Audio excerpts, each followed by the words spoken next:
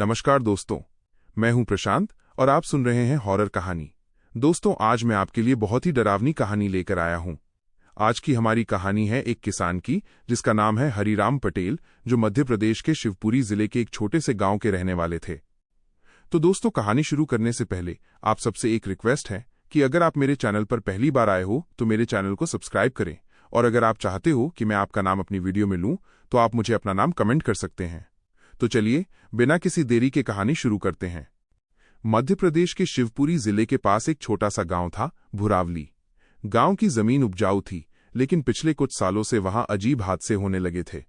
सबसे डरावना ये कि रात में खेतों से अजीब आवाजें आती, किसी के चिल्लाने, किसी के रोने और कभी कभी किसी के हंसने की। गांव के लोग कहते थे, भुरावली के खेतों में कोई परछाई रहती है जो रात को जागती है। उसी गांव में एक किसान रहता था, हरिराम पटेल। मेहनती, ईमानदार और जिद्दी आदमी। उसका खेत गांव से थोड़ा दूर जंगल के किनारे था। दूसरों की तरह उसने डरने से इनकार कर दिया था। वो कहता, भूत वूत कुछ नहीं होते, जो डर गया वही मर गया। लेकिन किस्मत उसके लिए कुछ और सोच चुकी थी। एक रात उसकी फसल में कीड़े लग गए। गांव के बाकी किसान अगले दिन का इंतजार कर रहे थे, पर हरिराम बोला, मैं आज ही देखूंगा। रात के करीब 11 बजे वो लालटेन लेकर खेत की तरफ चला गया। हवा में ठंडक थी, आसमान में बादल थे और चारों तरफ सन्नाटा पसरा था। जैसे ही वो खेत पहुंचा, उसने देखा कि उसकी फसल के बीच कुछ हिल रहा है, जैसे कोई इंसान झुककर चल रहा हो। वो बोला, कौन है वहां? कोई जवाब नहीं आया। वो आगे बढ़ा, लालटेन उठाई और अचानक उसे लगा किसी ने उसके कान के पास से फुसफुसाया, ये खेत अब तेरा नहीं। हरिराम ने घूमकर देखा, कोई नहीं, लेकिन हवा ठंडी पड़ गई थी। उसकी सांसें तेज चलने लगीं। उसने समझा शायद उसका भ्रम है। वो झुककर पौधों की जांच करने लगा। तभी उसे जमीन पर कुछ दिखा, नए गीले पैर के निशान जो कीचड़ में उभर रहे थे, पर वहां कोई नहीं चल रहा था। उसका दिल धक से रह गया। वो दौड़ने लगा। पीछे से किसी ने हंसने की भयानक आवाज निकाली, हा हा हा, तू आया तो है, अब जाएगा कैसे?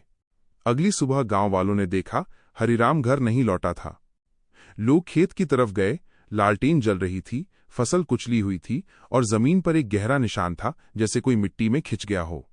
हरिराम गायब था। गांव में डर फैल गया। बुजुर्गों ने कहा, खेत की परछाई ने एक और ले लिया, किसी ने वहां रात में जाना बंद कर दिया। 3 दिन बीत गए, हरिराम का कोई सुराग नहीं मिला। उसकी पत्नी सीता रो रोकर बेहाल थी।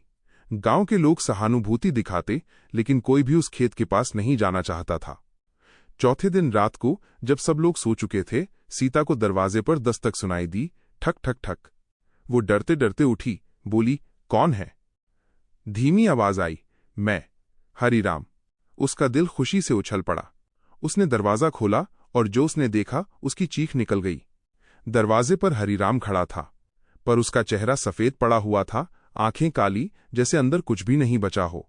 उसके कपड़े मिट्टी से लथपथ थे और पैरों से पानी टपक रहा था। वो बोला, सीता, मैं लौट आया। सीता कांपते हुए पीछे हटी। तू कहाँ था? हरिराम बोला, खेत में। वहां मैंने कुछ देखा और अब वो मुझसे अलग नहीं हो रहा। वो घर के अंदर चला आया। उसकी चाल अजीब थी, जैसे कोई धक्का दे रहा हो।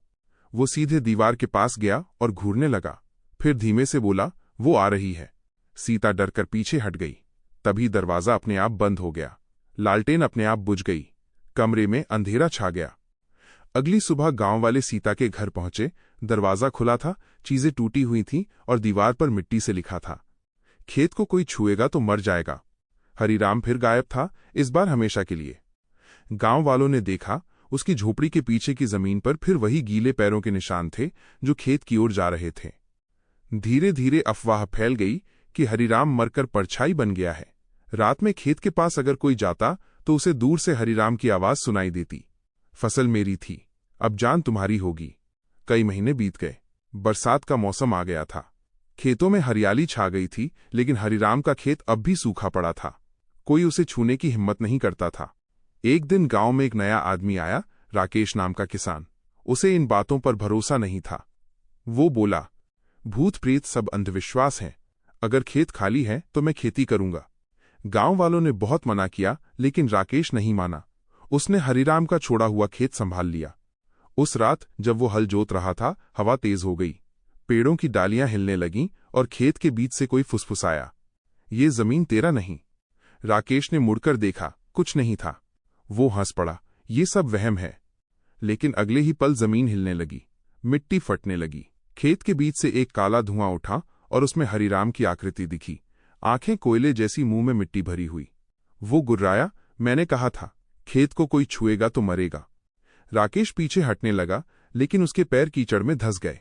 उसने खींचने की कोशिश की, पर कीचड़ जैसे उसे खींच रहा था। वो चिल्लाया, बचाओ। गांव से कुछ लोग दौड़े, पर जब तक पहुंचे, खेत शांत हो चुका था। राकेश का कोई निशान नहीं था, सिर्फ एक जगह मिट्टी में 2 पैर के गहरे निशान और उसके ऊपर खून की लाल परछाई थी। उस दिन के बाद से भुरावली के लोग उस खेत को शापित जमीन कहते हैं। कहते हैं, बरसात की रातों में जब हवा चलती है तो खेत के बीच लालटेन की टिमटिमाती रोशनी दिखाई देती है और कोई आवाज कहती है, फसल मेरी, जान तेरी, और फिर सन्नाटा, बस मिट्टी की महक और परछाई की ठंडी सांस। तो दोस्तों, ये कहानी यही समाप्त होती है। अब उन भाई बहनों के नाम लेते हैं जिन्होंने मेरी पिछली वीडियो पर कमेंट किया। पूजा, वीरेंद्र शर्मा, राजवीर, राम शर्मा, राघव। तो दोस्तों, आपको ये कहानी कैसी लगी कमेंट करके बताएं। मिलते हैं एक नई कहानी के साथ।